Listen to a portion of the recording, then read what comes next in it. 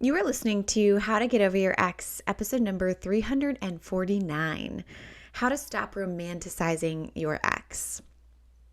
Hello, hello, beautiful brave hearts. How are you doing? I'm just so excited to be here with you today. Maybe you're listening to this on Monday morning, but whenever you're choosing to listen, I'm happy you are here. Thank you. I want to offer something that is super simple today, but such a profound activity that will help your brain in the moments where you just keep romanticizing your ex. And I find this to be happening for my clients. It's so interesting, right? You might even be in the relationship. I remember being in a relationship and I was thinking about leaving, but the moment he left first, I then started doubting why I wanted to leave in the first place. And because I was rejected, then it made me want them more. It was so weird. Have you ever been in that situation? So today, that's what we're talking about when we feel like we can't stop romanticizing our ex, making them out to be the best person, putting them on this pedestal and not being able to take them off. Now, what we're going to do today, it's such a crazy concept. We're going to look at why don't I actually want to be with my ex? And this is oftentimes such a secret sauce to the recipe of getting over your ex. It's so simple, it's overlooked all the time. But when we're going through a breakup and it wasn't something we chose, it is so easy to feel like it's happening against you or to you, like the decision that this man made now significantly negatively impacts or affects my life, and it's so frustrating. But what our brain focuses on, it creates more of. And an extraordinarily simple question that I have asked clients that has completely blown their mind in their breakup journey and put them on a completely different trajectory in that breakup is, why don't I want to be with my ex? Why don't I actually want to be with him or her? And they have spent almost no time truly looking at this, which I get it. I've been there, right? They may have been so wrapped up in why they want to be with their ex that they've never even considered, do I actually want to be with this person? And I remember this. It was like, as soon as my ex told me he didn't want to be with me, I lost it. I forgot all the reasons that I hated him, or I forgot all the things that annoyed me about him. And all I could remember were all of the good things and what I had lost by not being with him. So some of you might have even thought about, like I said, leaving yourself. But as soon as your ex leaves and you're going through rejection, your brain is like, oh my gosh, I can't think of any reason why I wouldn't want to be with this person. So we do this in 3 kind of steps, or with 3 specific questions inside of the Get Over Your Ex program. And I want to talk about all of them today. And we'll look at all of these questions so that you can do this activity as well. So the first question is really looking at, why did my ex not want to be with me? Why didn't he want to be with me? And oftentimes, this really gives us insight into why we wouldn't want to be with them. For example, I'll give you some of my examples. My ex didn't want to be with me because, number 1, I was a hot mess express at the time. I can totally understand. Number 2, I was having a hard time finding a job in the location that we were moving to. And he used that as a reason as well of like, I don't want to be taking away from your life, which is so dumb. But I just remember being in that and I was like, I don't care about a job. I just care about you. And this is what's best for our family and for us. And I'll make that work and make that happen, right? Number 3, he was already seeing someone else, which I'm like, okay, these other 2 things were just like reasons that he was giving himself to make himself feel better, right? But he was already seeing someone else. So that was a reason that he broke up with me as well. So all of these give me insight into maybe why I might not want to be with that person, which leads me to question number 2. Why don't I want to be with my ex? Just rings to my ears. Why don't I want to be with my ex? What are all the reasons that you might not want to be with your ex and you might not actually want to date someone like that? Now, for me, it came down to I don't actually want to be with someone who is struggling so deeply to be with me. it seems so obvious, right? But do you know how horrible it feels to be with someone you know isn't into you anymore? God, it sucks. You're constantly like begging for attention, not even realizing that you're wanting the attention. You want to be seen, you want to be held, you want to be told that you're loved. Oh, it's the worst. You're like grasping for straws. So that was first and foremost, okay? Is like, I don't actually want to be with someone who struggles so deeply to like want to be with me. But then secondly, when you look at the reasons he left me, I didn't actually want to be with that kind of person. It was so clear that I don't want those things either. I don't want to be with someone who's not wanting to learn how to clean up life together. I get that I was a hot mess express, but I kind of want someone who's like my PIC, who's like, girl, we got to get it together. Like what is happening here? We need to figure this out. We need to get it together, do better, be better. Let's do that together. And I also, this is, again, obvious, I didn't want to be with someone who clearly already wanted to be with somebody else, right? He moved on so quickly, like a week, not even a week, probably like days after she was like living in our house. But I don't want to be with someone who wants to be with someone else. And that's really, really important. I think the other thing too is I don't want to be with someone who is cheating on me, right?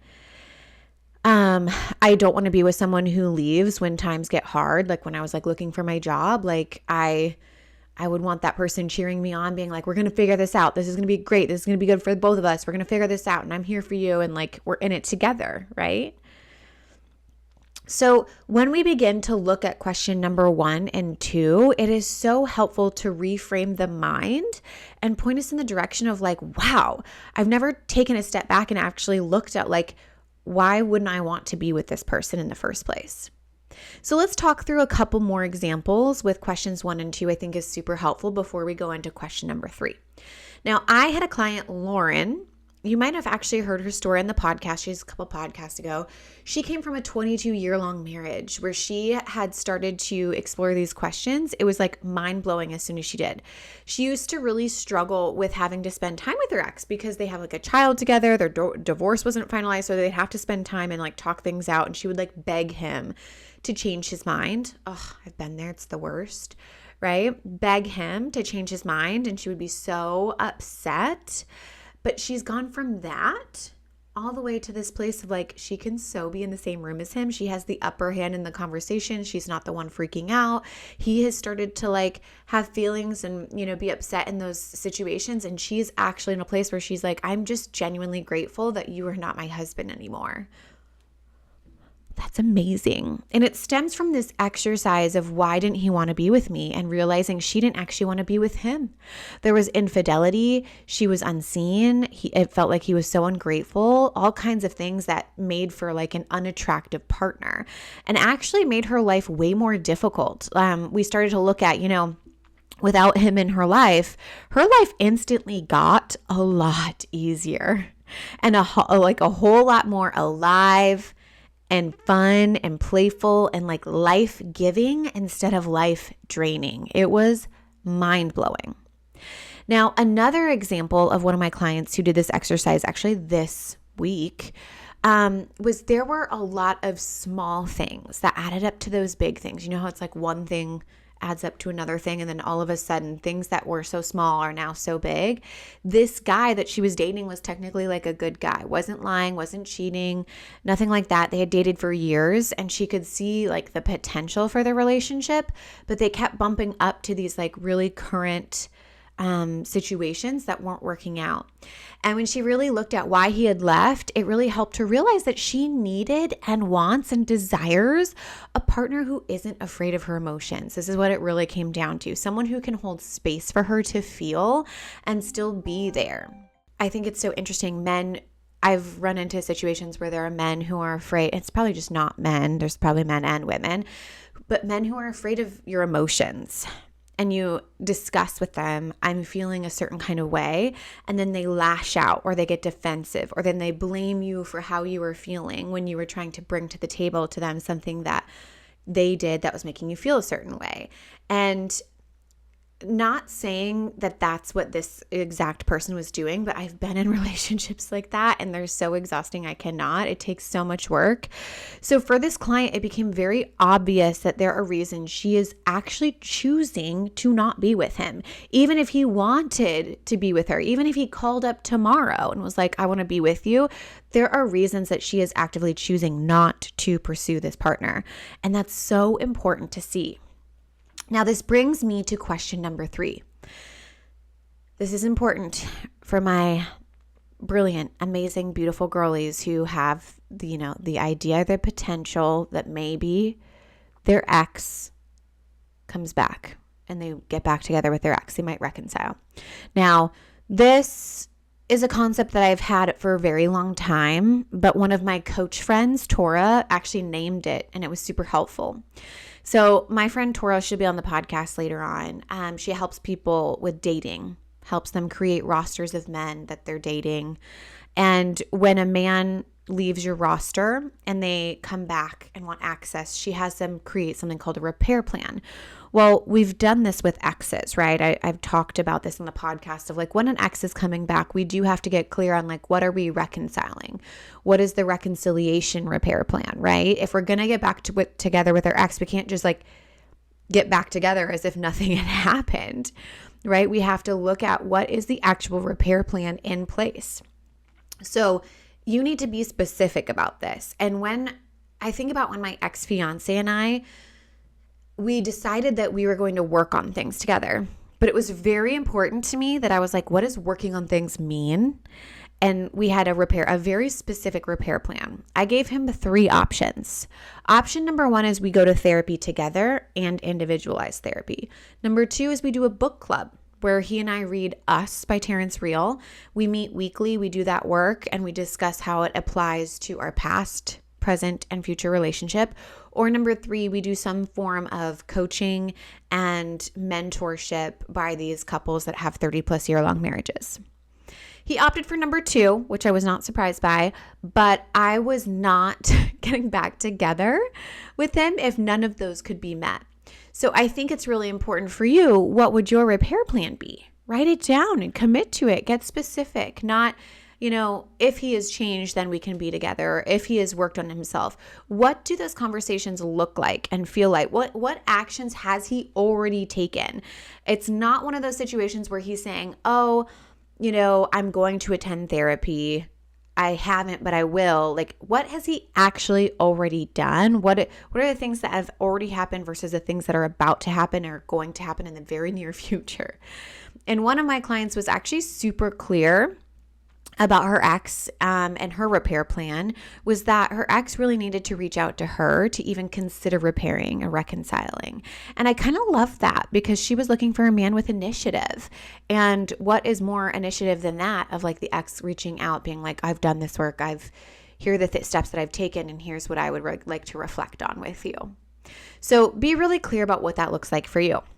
Amazing. So how are we going to stop romanticizing your ex? We're going to walk through these 3 steps, these 3 questions. Number 1, why did my partner choose to leave? Why did my ex end things with me? Number 2, why do I actually not want to be with my ex? Huge question. So good. And then if you're someone who is like thinking about reconciliation or repair, what would a repair plan look like if I wanted to reconcile? Now, if you want my eyes on your breakup, book a consult with me at lifecoachdorothy.com and we can see if it makes sense to work together on your specific situation. Otherwise, I love you guys so much. I hope you have an amazing week and I will talk to you next time.